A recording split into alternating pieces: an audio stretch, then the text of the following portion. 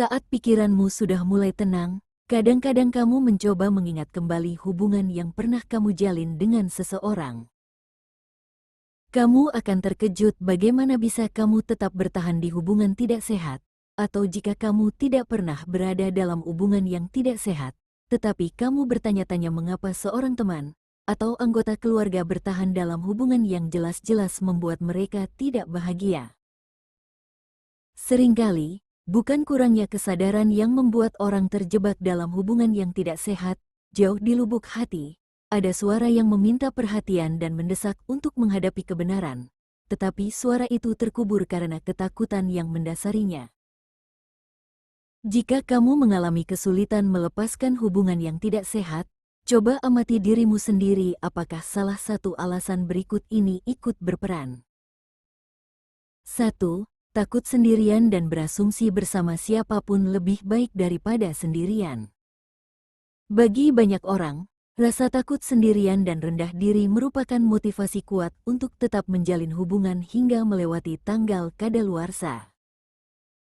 Namun perlu kamu ingat, saat kamu menjalin hubungan dengan seseorang yang tidak cocok denganmu, kamu justru akan sering merasa sendirian, karena kamu merasa tidak dicintai dan diperhatikan dengan cara yang sesuai dengan kebutuhanmu.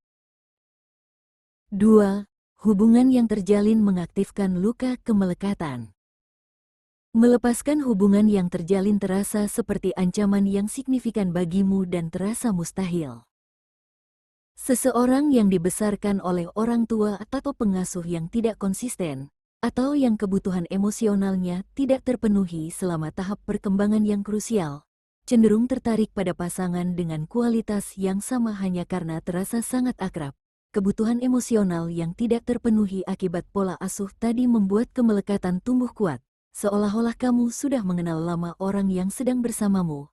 Akibatnya, melepaskan jenis hubungan ini terasa seperti ancaman bagi sistem kemelekatan, karena memaksamu melepaskan fantasi yang dapat menimbulkan banyak penolakan dan kecemasan. Jika kamu memiliki kebiasaan kemelekatan yang menumbuhkan kecemasan, akan sulit bagimu melupakan hubungan yang tidak sehat. 3. Sudah menginvestasikan banyak waktu dan energi dalam hubungan dan takut memulai lagi. Pemikiran keliru tentang materi yang hangus sia-sia menumbuhkan fenomena ragu untuk berhenti dari sesuatu yang telah menghabiskan waktu, biaya dan energi, padahal merubah arah adalah demi kepentingan terbaik. Begitu juga pendapat keliru tentang banyaknya biaya, waktu dan energi yang sudah ditanam pada suatu hubungan, membuat sebagian dirimu memaksa untuk kembali menjalani hubungan karena takut memulai dari awal lagi. 4.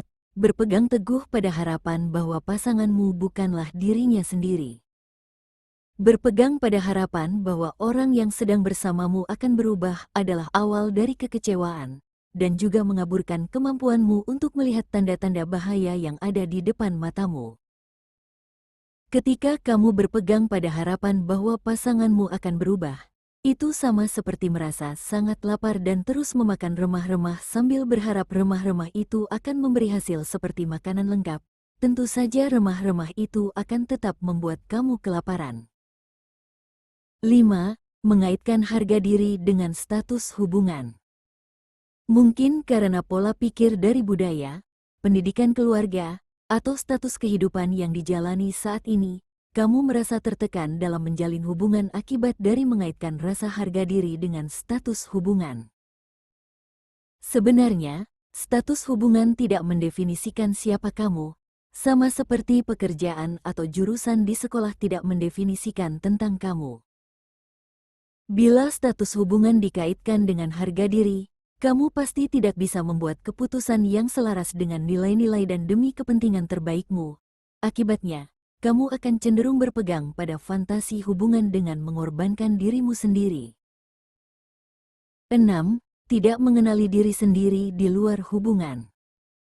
Jika kamu mengalami kehilangan identitas atau sistem pendukung selama dalam hubungan, kamu mungkin mengalami kesulitan untuk melepaskannya karena kamu tidak tahu siapa dirimu di luar hubungan ini. Misalnya, kamu terbiasa menjalani hidup totalitas sebagai pasangan seseorang, sehingga kamu lupa dirimu secara individu yang juga memiliki keinginan dan hak yang harus dipenuhi. 7. Pasangan kasar secara emosional. Jika pasanganmu kasar secara emosional, kamu bisa saja kehilangan insting alami dan meragukan diri sendiri, karena pasangan yang sering bertindak kasar dan memanipulasi, biasanya tidak mau bertanggung jawab dan seringkali membuat kamu merasa bersalah. Akibatnya, kamu sering menyalahkan diri sendiri atas segala hal yang tidak benar dalam hubungan, dan yakin bahwa kamulah sumber masalahnya bukan hubungan itu sendiri. Lebih jelasnya begini, yang harus diperbaiki adalah hubungan yang kamu jalani bukan kamu. 8. Ketika kamu mengadopsi peran yang sama dengan pasangan. Akan sulit untuk melepaskan hubungan yang tidak sehat jika kamu merasa nyaman dengan pasangan karena terasa begitu akrab dan ikatan batin mungkin terasa sangat kuat, di mana hubungan itu akhirnya menjadi kehilangan dinamika yang sama. Misalnya, kamu dan pasangan sama-sama menjadi pencari uang di luar rumah, akhirnya masing-masing berada dalam energi maskulin yang kuat, sehingga tidak tercipta peran energi feminin dalam hubungan. Lama-kelamaan hubungan akan membosankan, karena dalam hubungan yang romantis itu tercipta saat masing-masing tetap menjalankan perannya sendiri-sendiri. 9. Salah mengartikan chemistry dengan kecocokan.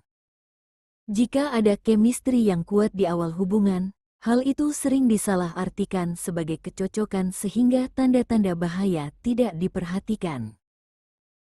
Hal ini menjadi dasar terciptanya fantasi tentang hubungan romantis seperti di drama-drama percintaan.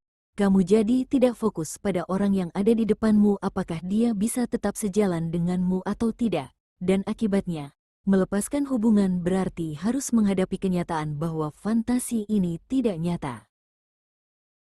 10. Terpaku pada pasang surut hubungan. Kamu berada dalam dinamika hubungan yang terasa seperti roller coaster, kadang-kadang pasang dan kadang-kadang surut. Pasanganmu juga sering sekali berubah-ubah. Kamu tidak tahu kapan pasang dan kapan surut. Tetapi hubungan ini memberi kenikmatan bagimu, karena saat dinamika itu terjadi rasanya istimewa dan mengasyikkan. Penguatan yang terputus-putus ini dapat menyebabkan kamu kesulitan melepaskan hubungan karena merasa bergantung pada pasang surut berikutnya. Biasanya poin ini terjadi pada hubungan karmik, di mana saat terjadi ketegangan hubungan seperti berada di ujung tanduk. Namun saat ketegangan tiba-tiba surut kamu menikmati sensasinya. 11. Percaya semua hubungan itu sulit dan saat ini hanyalah masa sulit. Memang hubungan itu sulit dan memerlukan usaha, tetapi seharusnya tidak sesulit itu. Suatu hubungan seharusnya tidak mengharuskan kamu mengorbankan nilai-nilai atau harga diri. Hubungan yang sedang kamu jalani seharusnya menjadi kekuatan yang stabil dan sumber keamanan hidupmu, bukan penyebab tekanan atau keterputusasaan. Seharusnya hubungan yang dinamis semakin mengeluarkan jati dirimu yang sebenarnya, bukan membuat kamu malah sibuk menyelesaikan masalah yang tidak ada habisnya. Catatan, jika kamu merasa pembelajaran ini resonate dengan keadaanmu saat ini, maka berhentilah menyalahkan siapapun selain diri sendiri, karena yang memutuskan untuk tetap berada dalam satu hubungan atau tidak adalah dirimu sendiri.